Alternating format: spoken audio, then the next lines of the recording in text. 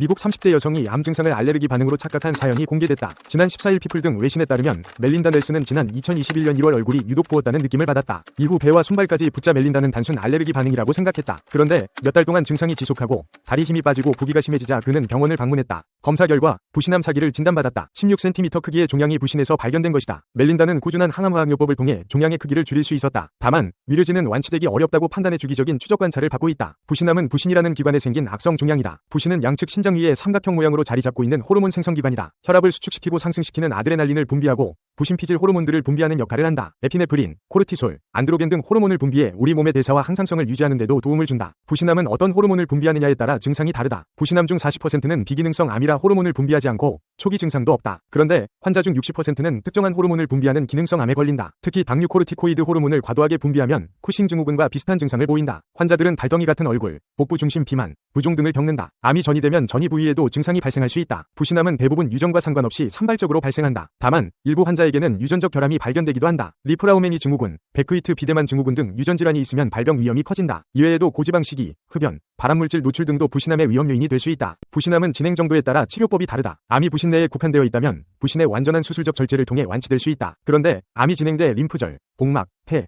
뼈 등 주변 장기로 전이됐다면 국소적 절제술은 큰 의미가 없게 된다. 이 경우에는 항암화학요법 등 전신적인 치료를 진행해야 한다. 부신암은 악성도가 높아 전이가 쉽게 발생하며 재발도 잦다. 환자들은 일반적으로 수술 후 첫 3년은 3개월마다, 35년은 6개월마다, 그리고 수술 후 5년이 지나면 매년 외래 방문을 통해 정기 검진을 받아야 한다. 영상을 봐주셔서 감사합니다. 이 영상이 좋았다면 좋아요를, 이 영상의 제작자가 만든 다른 영상도 보고 싶다면 구독 버튼과 알람 설정을 눌러주세요.